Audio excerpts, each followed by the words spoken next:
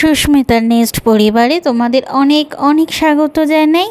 এখন প্রায় সকাল 8টা সাড়ে 8টার মতন টাইম হয়ে গেছে। দেখো ছাদে পাখিরা এসে কলরব করছে। আমি একটু ছাদে এলাম দেখতে, আমার গাছগুলোর সাথে একটু পরিচয় করতে, কারণ সকালবেলা হলেই আমি মোটামুটি ছাদে এসে একটু এদিক ওদিক দেখি, তারপর নিচে গিয়ে মোটামুটি কাজগুলো করি।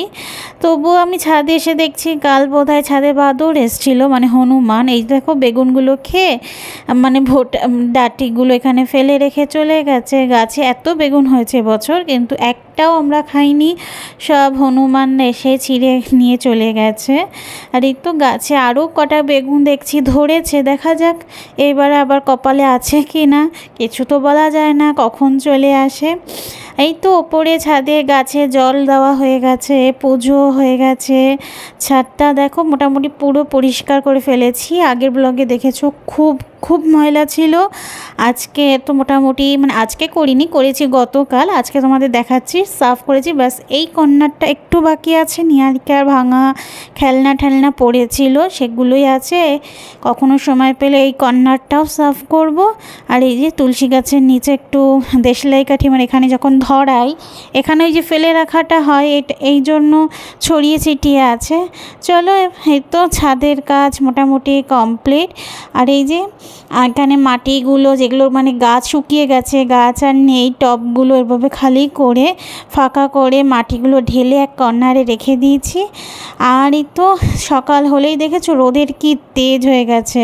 চলা যাক নিচে গিয়ে এবার রান্নায় ঢোকা যাক। রান্নার ঘরে এসেই আগে আমি একটু চা বসিয়ে দিয়েছি, আর আরাধ্যাকে একটু দুধ পাউরুটি দেব।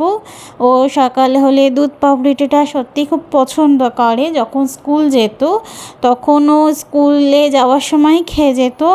এখন ছুটি, চেষ্টা করি একটু অন্য কিছু দিতে, কিন্তু ওর এটাই যেন ওর সাথে খুব ভালোভাবে মিশে গেছে দুধ পাউরুটি। এই তো ঘুম থেকে ও উঠেছে, আমাকে বলছিলাম মাম্মা হাই বলো, তো ও বলছে মাম্মা ঠান্ডা লাগছে।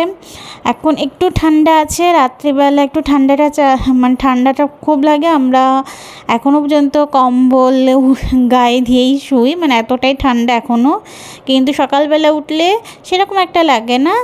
আর এই তো ওর খেলনার বাক্স, ও খেলনা দেখেছো ওর কত ও এটা নিয়েই, ওর খেলনা বাটি যতই থাকুক না কেন ওর এগুলো নিয়ে বেশি খেলে। এটা দিয়ে বলছে মাম্মা ঘর বানিয়েছি। ওর বাবার সেলোটেপগুলো এনে কার্টুনের পেছনে লাগিয়ে ঘর বানাচ্ছে। এই তো আমার চা কমপ্লিট, ওকে দুধ পাউরুটি দিয়ে ওর খাবারটাও কমপ্লিট করলাম। আর এই তো আজকে একটু ব্যস্ততার মধ্যে সময় কাটছে, কারণ আজ যেতে হবে নিহারিকা স্কুলে, কারণ আজ নিহারিকার রেজাল্ট দেবে। নিহারিকা এবছর থেকে প্রথম স্কুল যাচ্ছে, ও নার্সারিতে আমি ভর্তি করেছি প্রথম 3 বছর থেকে ও নার্সারিতে যায়। ওই ছোট ভিডিওগুলো আছে, কখনো একসাথে করে তোমাদের সাথে শেয়ার করব, কারণ তখন তো আমার চ্যানেল ছিল না, তার জন্য শেয়ার করাটাও হয়নি। তো ভাবছি এখন কখনো টাইম পেলে অবশ্যই এডিট করে তোমাদের সাথে শেয়ার করে রাখবো, কারণ তোমরা আমার পরিবারের একটা অংশ, তোমাদের সাথে শেয়ার করলে বোধহয় আমারও ভালো লাগবে। সেই কারণে চলো সকালবেলায় রান্নাটা বসিয়ে দিলাম, কারণ নিহারিকা আরাধ্যা তোমরা বুঝবে যে দুইজন না, নিহারিকা আরাধ্যা একটাই, কারণ আমি ওকে মাঝে মধ্যে আরাধ্যা বলেই ডাকি।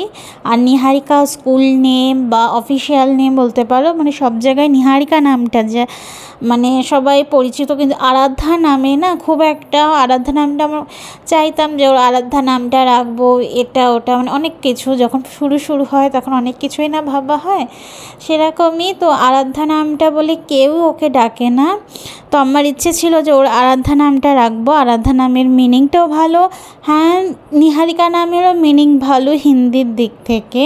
আর বাংলা মিনিং যতবার খুঁজেছি সেরকম একটা নাম খুঁজে পাইনি, মিনিংটা ভালো লাগেনি, কিন্তু হিন্দি মিনিংটা সত্যি খুব ভালো, হয়তো হিন্দির দেশের নাম হয়ে গেছে। আচ্ছা চলো, তারপরে আমি চাই ওকে আমার এই পরিবার মানে ইউটিউব পরিবারের সবাই ওকে আরাধ্যা বলেই চিনুক, জানুক, ওকে আরাধ্যা বলেই সবাই ডাকুক। আর তাহলে ওর দুটো নামই পপুলার হবে, যেমন নিহারিকা নামও পপুলার তো হয়ে গেছে, এখানে বাড়ি ঘরে বলো যেখানেই বলো না কেন নিহারিকা বলেই ডাকা হয়। তো আর আরাধ্যা নামে আমার আরেক পরিবাররা ডাকুক, আমার যেহেতু আরেকটা পরিবার মানে প্রথম তৈরি হচ্ছে আমার পরিবার, সেহেতু তারাও নিহারিকাকে নিহারিকা না বলে আরাধ্যা বলুক, এটা আমি চাইবো। এবার তোমাদের ইচ্ছে, তোমরা কি বলে ডাকবে, তোমাদের যে ডাকটা ওর পছন্দ বা তোমরা নিজেরা যদি ডাকতে চাও সেটাও ডাকতে পারো, কোনো ব্যাপার না। গেল তো নামের গল্প, চলা যাক এবার রান্না প্রায় শেষের দিকে। আর আমার বাড়ি বেশিরভাগ ডালটা হয়, কারণ ডাল আমার আরাধ্যা খুব ভালো খায়। খালি ওর আরাধ্যা কেন, ওর পাপা বলো যেই বলো না কেন, আমাদের বাড়ির ডাল কিন্তু সবাই পছন্দ করে, আমি একটু কম পছন্দ করি, কারণ রোজ একটা জিনিস খেতে ভালো লাগে না খুব একটা, এরকমই আর কি। আর এই তো রান্নাবান্না মোটামুটি কমপ্লিট, প্রায় শেষের দিকে করছি, কারণ আজকে ও রেজাল্ট দেবে। আগেই বললাম রেজাল্টটা দেখতে যাব, ওকেও মানে তৈরি করতে হবে, আর স্কুলের টাইমও দিয়েছে, সেই টাইমের মধ্যে যেতে হবে 10:30 থেকে 1, তার মধ্যে ও স্কুলে যেতে হবে। ও স্কুলটা অনেকটা দূর, যেতে একটু টাইম লাগবে, অবশ্য আমরা গাড়িতে যাব, খুব একটা টাইমের হেরফের হবে না, তবু সময় মতন তো যেতে হবে, যাতে স্কুলের ম্যাডাম স্যারদের সাথে দেখা হয়, কথা হয়, কারণ আজকে রেজাল্টের সাথে সাথে প্যারেন্টস মিটিংও আছে, যেহেতু বাবা মার সাথেও কিছু কথাবার্তা বা কিছু মানে কথাবার্তা বলার আছে, মানে শুনবো, ধরো যারা ওরা যা বলুক না কেন আমিও শুনবো যে আমার মেয়ে মানে নিহারিকা কেমন করে স্কুলে, কি ওর বৃত্তান্ত বা রেজাল্টটা কেমন হলো তার ওপরে ভিত্তি করে। রেজাল্ট আগে দুবারই রেজাল্ট ভালো হয়েছিল, কিন্তু এইবারে রেজাল্টটা কেমন হবে আমি জানি যে একটু খারাপ হবে, কারণ ওর এবছর এত জ্বর ছিল, প্রতিটা দিন প্রচুর ওষুধ খাওয়ানো হয়েছে, প্রচুর সিরাপও খেয়েছে, তবু জানি না কেন না ওর জ্বর পড়তো না কখনোই। জ্বরেতে ওর পুরো মানে জ্বরে সময় ও গাড়িতে করেও যেতে পারতো না, ওকে ওর পাপা গাড়িতে দিয়ে আসতো, স্কুল গাড়ি আসে ওকে নিতে, তবুও যেতে পারতো না ওই টাইমের মধ্যে, 9টার মধ্যেও যেতে পারতো না।